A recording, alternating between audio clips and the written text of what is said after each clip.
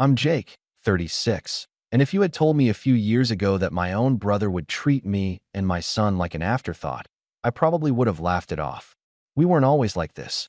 Growing up, Matt and I were close in that uneven kind of way siblings can be. Him, the confident golden boy who could charm anyone. Me, the quiet one who just wanted peace. He was 2 years older, taller, louder, and our parents adored him for it. I didn't mind, not really. I learned to blend into the background, to find contentment in small things, books, quiet mornings, time with my son. But lately, it felt like Matt had gone from being the show-off big brother to something meaner, sharper. Like every small success I had was a threat to him. I got divorced 3 years ago. My ex-wife and I co-parent our son, Ethan, who's 9 now. He's bright, curious, and way too perceptive for his age. After the divorce, my family, especially Matt, acted polite but distant, like I'd brought some invisible bad luck with me. I tried to stay connected anyway. Family dinners, birthdays, holidays. I'd show up, smile, bring gifts, and pretend not to notice when Matt's wife, Olivia, made her little digs about single dads needing help or how some people can't handle commitment. It was never direct enough to call out, just sharp enough to sting. Last month, Mom decided to celebrate her birthday early with a family lunch. She said it would be nice to keep things simple, so she suggested we all meet at this new Italian restaurant in town. I was honestly looking forward to it. It had been a rough week, and Ethan had been excited about Grandma's special spaghetti day, as he called it. I got us both dressed up a bit, nothing fancy, just jeans and button-downs, and we drove over. When we got there, I noticed Matt and Olivia were already seated with my parents. They were laughing, drinks already half finished. I walked up smiling. "Hey, everyone," I said, putting my hand on Ethan's shoulder. He smiled and waved politely like I'd taught him. Matt barely looked up. "Oh," he said, glancing at Olivia. "You actually came." I said I would. I replied, trying to keep my tone light.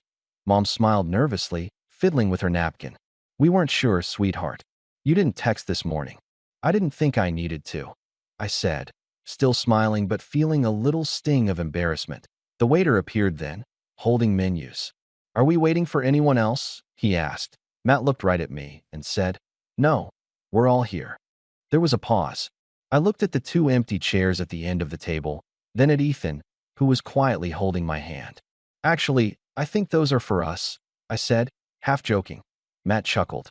"We didn't order for you," he said, as if that made perfect sense that I blinked. "What?" Olivia leaned forward, smiling the kind of smile that hides a sneer. "We thought you might cancel, Jake. You know, like last time. So we just ordered for the table. You can still sit, though. Maybe get something after we finish." Ethan looked up at me, confusion all over his face.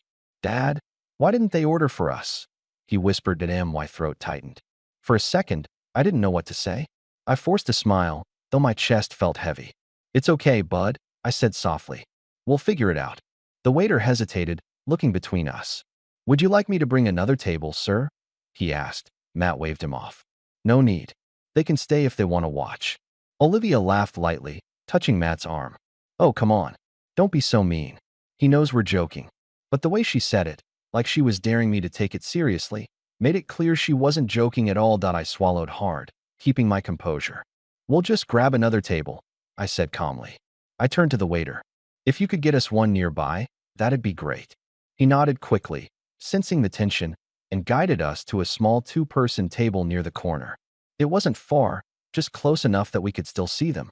Ethan climbed into his chair quietly. He wasn't pouting or whining, which almost made it worse. He was just disappointed that the waiter brought us menus. I tried to lighten the mood. "You want to pick the pasta this time?" I asked him. "You're the expert." He nodded, his voice small. "Can we still see Grandma after?" "Of course," I said, even though I wasn't sure if I believed it. From across the room, I could hear Matt's voice carrying, loud, cheerful, performative. "Olivia, you have to try this wine. It's so smooth." Then, a laugh from my parents, a clink of glasses. It was like we were ghosts in the same room. The waiter came by again to take our order. Before I could say anything, I noticed him glance toward my brother's table. "They said your family?" he asked quietly. "Yeah," I said. "Why?" He smiled faintly, almost like he knew something I didn't. "Got it," he said, writing something on his pad before walking away that I tried not to think much of it. Maybe he just wanted to double-check. Ethan and I talked about school, his art project, the science fair next week. I laughed when he told me about how his class hamster had escaped during math. Slowly, the tension started to fade. Then I noticed the waiter returning with plates. 2 of them. Large, steaming plates of pasta and garlic bread. Exactly what my mom used to order for family dinners. Except they weren't ours. They were theirs. I blinked in confusion as he set them down in front of us. I think you might have mixed up the tables, I said carefully. He smiled politely. No, sir. This order is for you. I looked up, and across the room, Matt's grin was gone. He was staring, frozen, fork halfway to his mouth. Ethan's eyes widened. Dad, isn't that Grandma's favorite? Yeah, I said slowly, still trying to piece together what was happening. Within minutes, the waiter returned with more dishes, breadsticks, salad, a small dessert platter. All things I hadn't ordered. Meanwhile, my brother's table sat untouched, the family glancing back and forth, whispering that I didn't say a word. I just smiled at the waiter and thanked him. Then I started eating. Slowly, bite by bite. Ethan followed my lead, giggling a little as if it were some secret game between us. Every time I looked up, Matt was glaring. Olivia had stopped smiling. Mom looked uncomfortable. Dad just stared down at his empty plate. 10 minutes passed. Then 20. The waiter never went back to their table. When Matt finally waved his hand to get someone's attention, the waiter nodded politely, but didn't come. Instead, he kept checking on us. Everything good over here? Perfect, I said, taking another slow bite. Really, really perfect. By the 40-minute mark, Matt's patience had evaporated. He started flagging people down, talking louder. Olivia crossed her arms, muttering under her breath. The rest of the restaurant began to notice. And then, just as Ethan finished the last of his dessert, the waiter walked over to Matt's table. He placed a small folded piece of paper in front of my brother and said something softly. Matt's face went red, redder than I'd ever seen. He looked at the bill, then at me, then back at the waiter. Across the room, I could almost see his lips form the words, "Are you kidding me?" The waiter only smiled faintly and replied something I couldn't quite hear, but I caught the last few words as he turned away. Your order, your bill. I leaned back, quietly wiping my mouth with a napkin, my heart pounding, not with anger, but something closer to satisfaction. I didn't plan any of it. At least, not exactly. But as I stood up to leave, the way Matt's glare followed me, and the way my mom's face shifted from confusion to realization. That's when it started. That was the moment everything changed between us, and I hadn't even done the real part yet. For the next few days after that lunch, things were oddly quiet. No angry texts from Matt. No calls from my parents trying to smooth things over. Just silence. Which, honestly, was fine by me. I wasn't proud of what happened, but I also didn't feel guilty. I didn't plan for the food mix-up, but when it happened, I took it as poetic justice. Maybe, for once, someone else could feel the sting of being treated as less than. Ethan and I spent the rest of that weekend just relaxing. Movies, board games, late pancakes. Every now and then, he'd mention that lunch. Dad, he said once, why did Uncle Matt get so mad? You didn't do anything. I sighed, closing the game board. Some people don't like when things don't go their way, I told him. But you know what? We just focus on doing the right thing. Let other people deal with their own stuff. He nodded thoughtfully. So, being kind is still better? Always, I said, smiling. Even if it doesn't feel that way right away. But the truth was, I wasn't sure what being kind meant anymore, not with family like mine. Because beneath the silence, I could feel it. Something was brewing. Sure enough, the storm came a week later. It started with a group text. Mom messaged me, Matt, and Olivia, Sunday dinner at our place. Everyone's welcome. Let's keep it light and happy, okay? Sure, I replied, though I hesitated before hitting send. Ethan would be with his mom that weekend, so I figured it might be good to show up alone, keep things calm.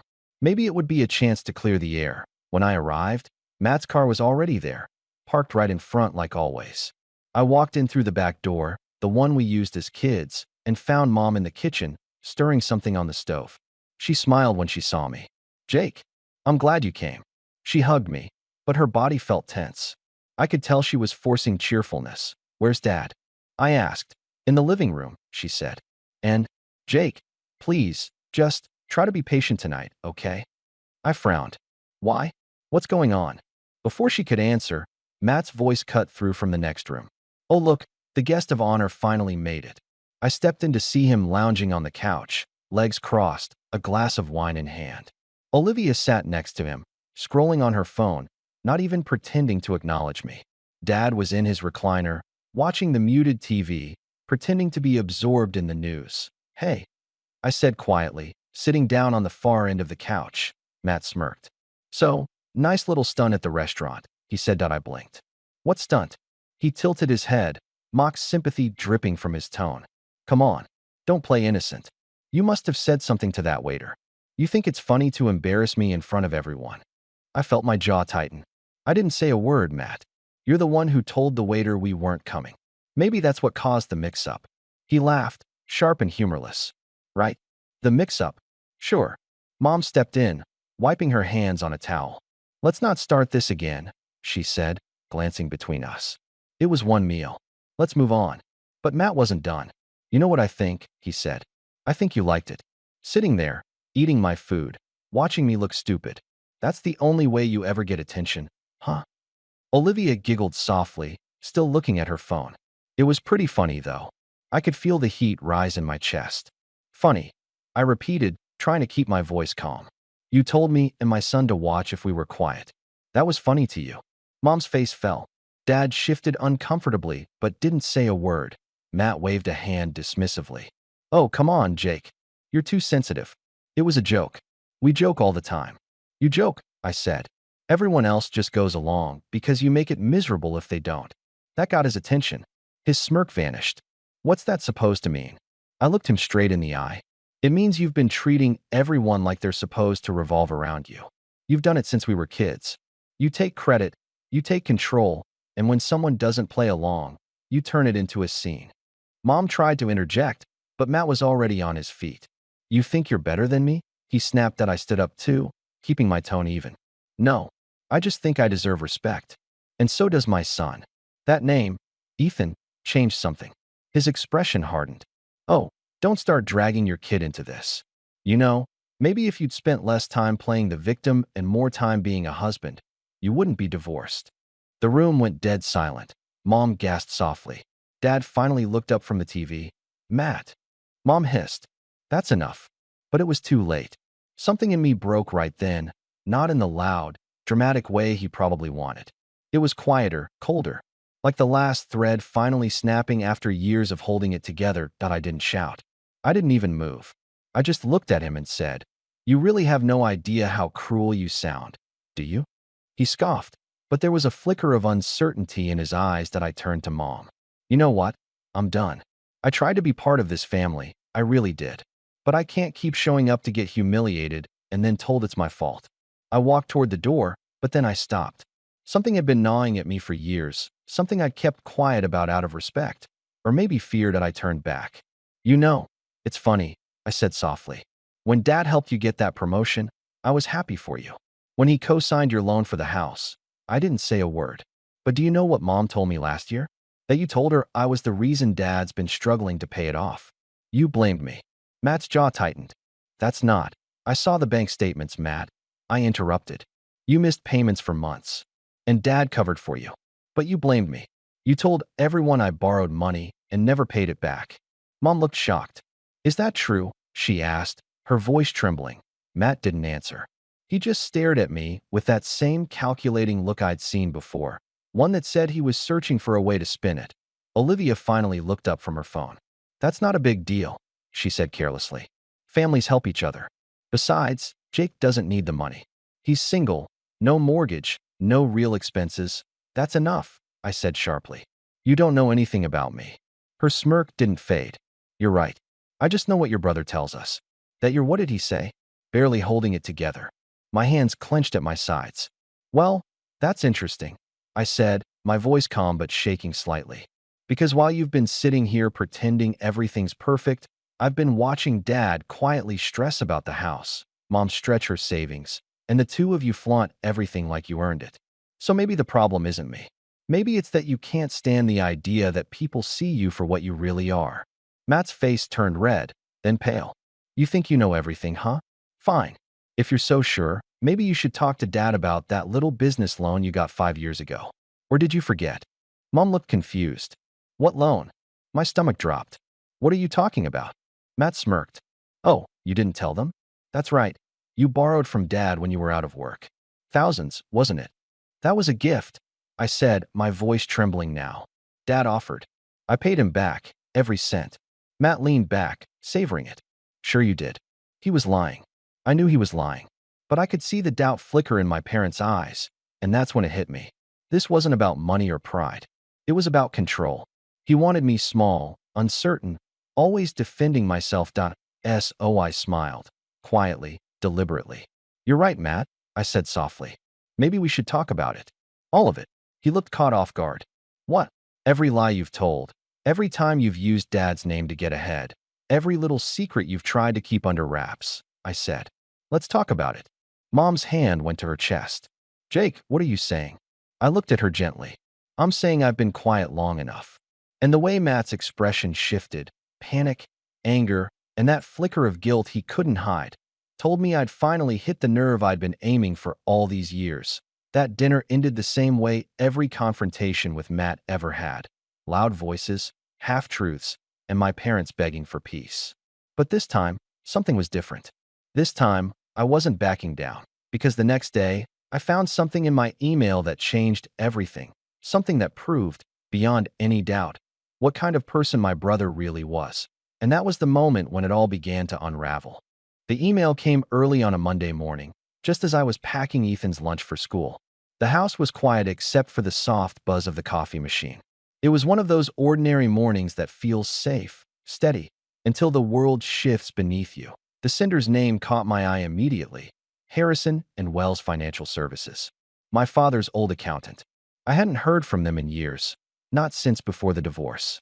The subject line read simply, regarding the matter of outstanding balances. At first, I thought it was spam, but curiosity made me open it. Inside was a scanned statement, and my name was right there, in bold. A supposed loan repayment of $12,000, dated 3 years ago, with a note that said payment pending. My chest went cold that I had repaid that money. Every cent. My dad had given me a short-term loan when I lost my job after the divorce, and I'd paid him back within 6 months. I even had the transfer receipts saved. But the statement suggested otherwise, as if I'd never paid him at all. For a few seconds, I just stared at the screen. Then I saw something that made my hands shake. Under the contact section, the listed representative for updates on the account wasn't my father. It was Matt. That was when the full picture began to form that he must have used Dad's account access. He'd always handled their paperwork since Dad's arthritis got bad, to make it look like I still owed the money. And maybe, just maybe, he'd been feeding that narrative to my parents all along that IT wasn't just about embarrassment anymore. It was about trust, the one thing I still believed we shared. Despite everything that I spent the rest of that day in a fog, moving through work like a ghost. I managed to keep it together for Ethan when he got home, but inside, I was unraveling. It felt like every effort I'd made to rebuild my life, to be the calm one, the reasonable one, had been turned into a weapon against me. That week, I barely slept. My parents stopped answering my calls. When I finally drove over to their house, Mom answered the door looking tired, older somehow. Jake, she said quietly. Your father doesn't want to talk right now. Mom, please, I said. There's been a mistake. Matt. She shook her head. I don't know what to believe anymore. Your brother said you promised to pay him back directly when Dad was sick. And now this letter. That's not true, I said quickly. You know I wouldn't do that. She looked at me, and for the first time, I saw doubt in her eyes. I thought I did, she said softly, and closed the door. That was my breaking point. Not the humiliation, not the lies, but seeing that look in her eyes. Like I was a stranger that I didn't yell. I didn't try to defend myself anymore. I just drove home in silence, parked in the driveway, and sat there for nearly an hour, staring at the steering wheel. For the next month, I pulled back from everyone. Family texts went unanswered. Calls ignored. Even Ethan noticed. You're sad again, he said one night, sitting beside me on the couch that I smiled weakly. Just tired, buddy. He frowned. You don't laugh as much anymore. That one hurt. Kids notice everything. Even the things you try to hide. So, I made a quiet promise to myself that night. No more letting them decide how I felt about my life. I couldn't fix what Matt had done, not yet. But I could build something that wasn't tied to him, to the family's approval, to their endless judgment. That I started small. I focused on my job again, a tech support role that wasn't glamorous but stable. I'd been coasting for a while, doing the bare minimum, afraid to stand out. Now, I pushed harder, stayed late, took on side projects, learned new systems. After work, when Ethan was asleep, I started freelancing, web maintenance, small contracts, anything I could get. It felt good to earn without anyone's help, without anyone questioning where the money came from. Slowly, the fog started to lift. 2 months in, I got promoted. It wasn't a big title jump, but it came with a decent raise and more autonomy. My boss, Greg, pulled me aside one day and said, "You've been different lately, Jake. Focused, confident. Keep this up and you'll go far." It was the first time in a long while I'd felt proud of myself, genuinely proud. Around that time, I also started taking Ethan to a community center on weekends. They had this small father-son robotics club, and it became our thing. He loved building, tinkering, figuring out how things fit together. Watching him work, seeing how happy he looked, reminded me that I still had something real, something good. Then came the turning point I didn't see coming. One evening, as I was packing up after the club meeting, a man approached me. Early 50s, kind eyes, wearing a company badge. "Hey," he said, smiling. "You're Jake, right? You helped my son fix that coding error last week." I nodded, surprised. "Yeah, that was fun." "I'm Daniel," he said, offering his hand. "I run a small software firm downtown. We've been looking for someone with your kind of patience. Most tech people, they talk in riddles. You make things simple." He handed me his card. "If you ever want to change, give me a call." I tucked it into my wallet, not thinking much of it. Until 2 weeks later, when my current company went through a restructuring and half the department got laid off, including me. For a moment, I felt the old panic rising, that familiar voice in my head saying, You're back to square one." But this time, instead of spiraling, I called Daniel. He met me the next day, offered me a position on the spot, better pay, flexible hours, remote friendly. He said, "You came recommended by the only person whose opinion I trust, my kid." I started the new job the following week. And for the first time in years, I felt like my life was my own again. No family strings, no guilt, just work I enjoyed, a son who loved spending time with me, and quiet evenings that didn't feel heavy anymore. Still, I couldn't shake the feeling that the truth about Matt, the lies, the manipulation, would eventually come to light. I just didn't know when or how. It happened sooner than I expected. One Saturday morning, Ethan and I were at the park when my phone buzzed. It was Mom. I hadn't heard from her in nearly 3 months. My stomach twisted as I answered. "Hi, Mom." "Jake," she said, her voice trembling. "Can you come over? Please. It's about your brother." For a second, I almost said no. But something in her tone made me agree. When I arrived, the atmosphere felt strange, quiet, tense. Dad was sitting at the dining table, a stack of papers spread out in front of him. Mom looked pale. And Matt, he wasn't there. Dad didn't look up when I walked in. "Sit down, Jake," he said quietly. I hesitated. Then Saturday, he pushed a folder toward me. Inside were several financial documents, bank transfers, loan statements, and handwritten notes. My name appeared on a few, but the signatures weren't mine. They were forged. I felt my pulse thudding in my ears. Mom spoke first. "Your brother, we found out he's been accessing our accounts for years, transferring money, changing records." She looked at me, guilt all over her face. "Including that loan." "You were right." I didn't know what to say. Relief and heartbreak collided inside me. Dad rubbed his forehead, looking exhausted. "He told us it was all temporary, that you were helping him. When we found out the truth," he trailed off. "We confronted him this morning. He left." I sat there numb. "Left?" "Packed a bag and walked out," Mom said quietly. "Said we'd regret choosing you over him." For a long time, no one said anything. The house felt too still, too full of years we'd never get back. Then Dad looked at me, really looked at me, and said something I hadn't heard since I was a kid. "I'm sorry, son." It was such a simple thing, but it cracked something open inside me. We talked for hours that day. About everything. The years of favoritism, the blind spots, the lies. Mom cried more than once.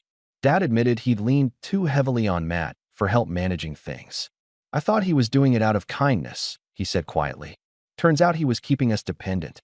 When I left that evening, Mom hugged me at the door, holding on longer than usual. We're proud of you, Jake, she whispered. You did everything right. Driving home, I felt a mix of emotions, sadness, relief, and a quiet kind of strength I hadn't known I possessed. I didn't feel vindictive anymore. I didn't even feel angry. Just done. But deep down, I knew this wasn't over, because people like Matt don't just disappear. They circle back when you least expect it. And this time, I had no intention of letting him hurt anyone again. That call came 2 weeks later, just as Ethan and I were setting up his new robotics project. IT was from an unknown number. And when I answered, the voice on the other end said, low and sharp, "You think you've won, don't you?" For a few seconds, I didn't speak. The sound of my brother's voice on the line sent a chill through me, even though I'd been expecting it on some level. His tone was low, almost calm, the kind of calm that always came right before he lashed out. "Matt," I said finally, steadying my voice. "What do you want?" He laughed softly. "Oh, don't act so self-righteous. You think because you tricked Mom and Dad into believing your little sob story, that suddenly makes you the good guy?" "I didn't trick anyone," I said evenly. "They found the documents, Matt. The forgeries. The fake transfers. It's all right there." "Fake," he said, his voice rising slightly. "You don't even know what you're talking about. You've always been so gullible, Jake. Someone shows you a few papers, and you think you've got it all figured out." "I know what I saw," I said. There was silence for a few seconds, then a low, bitter chuckle.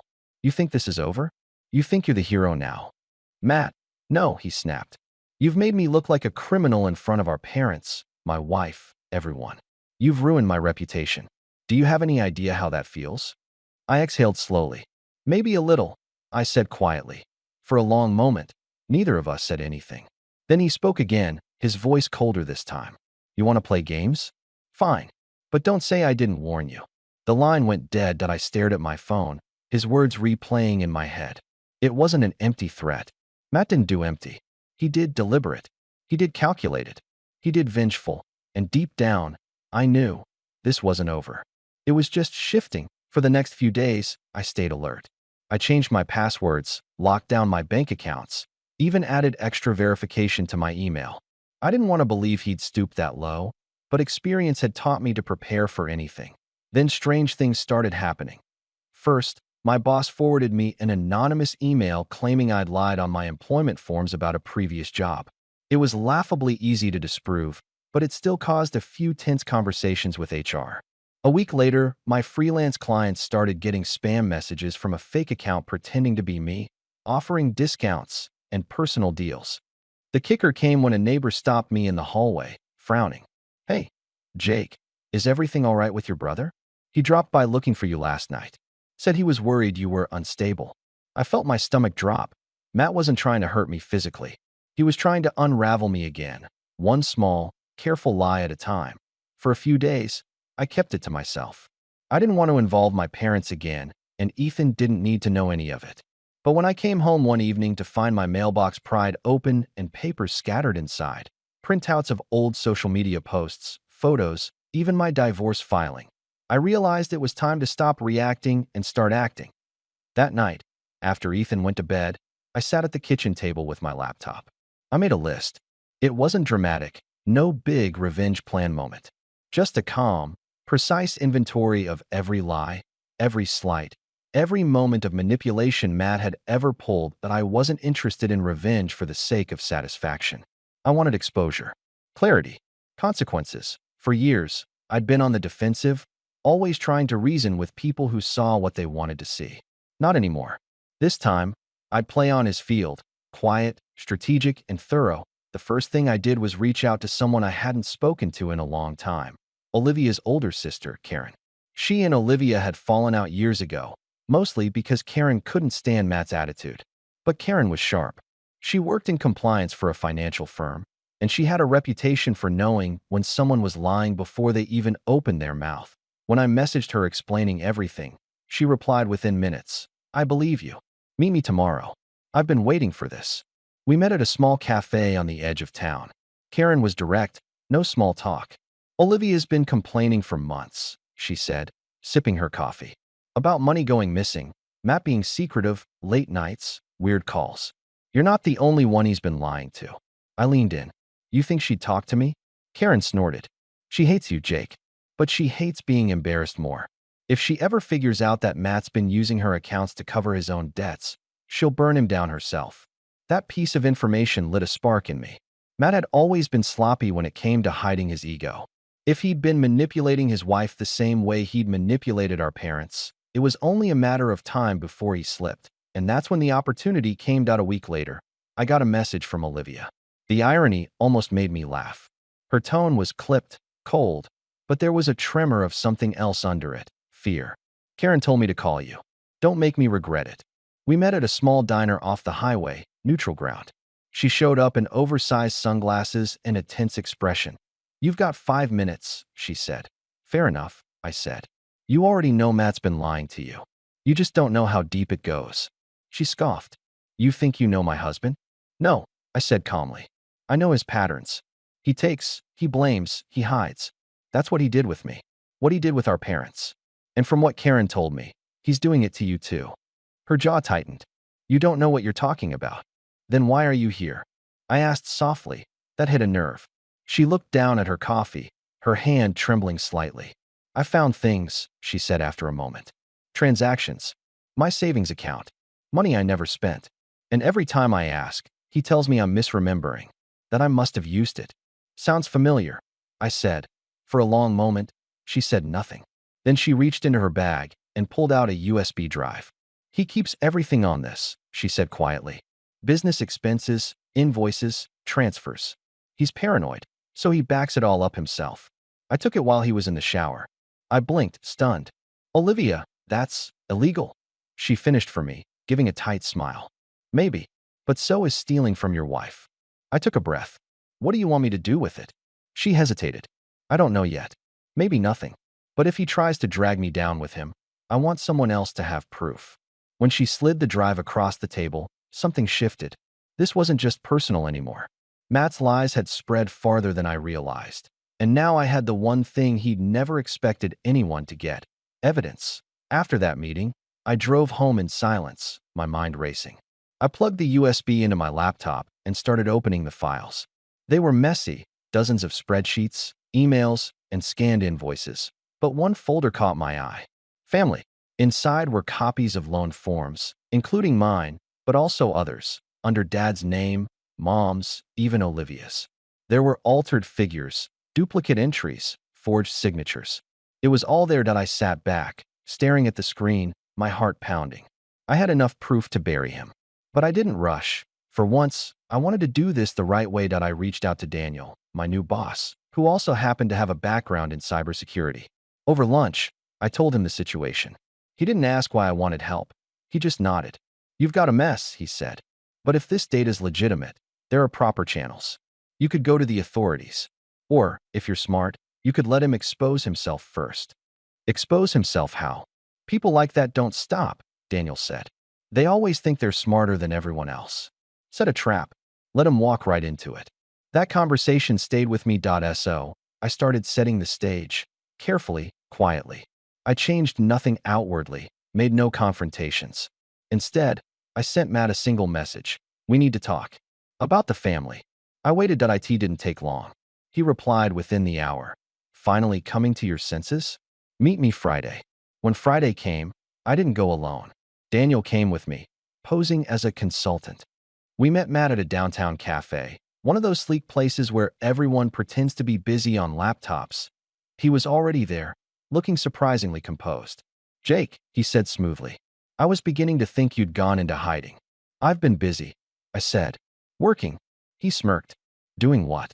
Cleaning up your little reputation. I didn't take the bait. Actually, I wanted to make peace, I said, leaning forward. There's something you should see first, though. Daniel slid a tablet across the table and opened a file, one of the forged documents from Matt's USB. His expression flickered for a second before he regained composure. Where did you get that? He asked tightly. I smiled faintly. Funny. I was about to ask you the same thing. He leaned back, trying to sound casual. That's not mine. You've been digging in places you shouldn't. Maybe, I said. But it's interesting. The same forged signatures, the same handwriting, the same routing numbers that connect directly to your accounts. Hard to explain all that away. His jaw tightened. You're bluffing. Maybe, I said again, standing up. Or maybe I'm just giving you a chance to come clean before someone else finds out. For the first time, he didn't have a comeback. He just sat there, eyes cold, lips pressed tight to A.S. Daniel, and I walked out. He whispered, he's rattled. Good, I said quietly, because next time he won't see it coming. And that night, when I got home and tucked Ethan into bed, I sat at my desk staring at that USB drive again. For years, Matt had used my silence as his shield. Now, that silence was over, because I wasn't just planning to defend myself anymore, that I was planning to end his game, for good. When I first thought about revenge, it wasn't loud or dramatic. No shouting, no thrown objects. That's what Matt would have wanted, a scene he could spin into victimhood. I wanted quiet, undeniable proof that would make any story he told collapse on its own. Karen helped me pull together the most damning files from Olivia's USB, forged invoices, altered bank transfers, duplicate entries. Daniel ran them through forensic tools. The patterns were precise. Matt hadn't been sloppy. He'd been methodical. Olivia confirmed her own evidence. Late-night transfers, fabricated consulting fees, even emails where Matt coached people on how to disguise payments. With the evidence, we had options. Daniel advised caution. The police needed corroboration, witness statements, bank confirmations, anything tying the forgeries directly to Matt. Karen had contacts who owed her favors. Olivia, slowly realizing how deeply Matt had lied to her, agreed to cooperate, that we started with the police. Detective Ramos listened carefully, took notes, and promised a full investigation. Copies of every file, bank statement, and email went to the department. She emphasized, don't talk to him. We'll handle contact. That was harder for my parents than it was for me. Mom wanted to call him, confront him, demand answers. But I understood. This time, the authorities needed to build a frame that couldn't be dismissed as a misunderstanding. The subpoenas and investigations moved faster than expected. Banks confirmed suspicious transfers. Contractors testified about invoices Matt had fabricated or altered. Each small confirmation made the whole picture harder for him to spin. Meanwhile, I quietly coordinated with Olivia and Karen. Olivia, once hesitant, realized that coming forward was the only way to protect herself. She handed over a USB drive of financial records Matt had meticulously kept. It was everything: invoices, bank statements, emails, including some that implicated him in actions against our parents that we walked Dad and Mom through the documents first. His face went through disbelief, confusion, grief. Every fake signature, every forged transfer, the emails instructing contractors, the betrayal was undeniable. Mom cried softly. Dad rubbed his forehead, exhaling the years of misplaced trust. I thought I was helping him, he whispered. I didn't comfort him. I simply let him see the truth, the way it should have been revealed. When the warrants hit, Matt's world began to collapse. Police showed up at his apartment, confiscated laptops, paperwork, and files. The look on his face, a mix of disbelief and fury, was unforgettable. For once, he had no control that Matt's defense tried to frame it as misunderstandings or sloppy bookkeeping. But the evidence was damning. Multiple counts of fraud, forgery, and embezzlement followed. Olivia's testimony was concise, factual, and undeniable. He was sentenced to probation, restitution, and repayment orders, with his access to certain accounts frozen. The fallout extended beyond the courtroom. Dad had to restructure remaining loans. Mom sought counseling to process years of misplaced trust. Olivia filed for separation, reclaimed her finances, and rebuilt her life. The extended family fractured. Some believed Matt had been framed. Others saw the truth. Thanksgiving that year was quiet but honest. We focused on what we had, not the chaos he left behind. For me, life slowly got easier. Daniel promoted me. The role came with responsibility, a higher salary, and autonomy. Ethan and I moved into a slightly larger apartment, which quickly became a workshop for his robotics projects. Our weekends were filled with board games, programming little robots, and quiet dinners. The small, ordinary routines became the anchor I'd been missing for years. One night, after tucking Ethan into bed, I reflected on the long path we'd taken.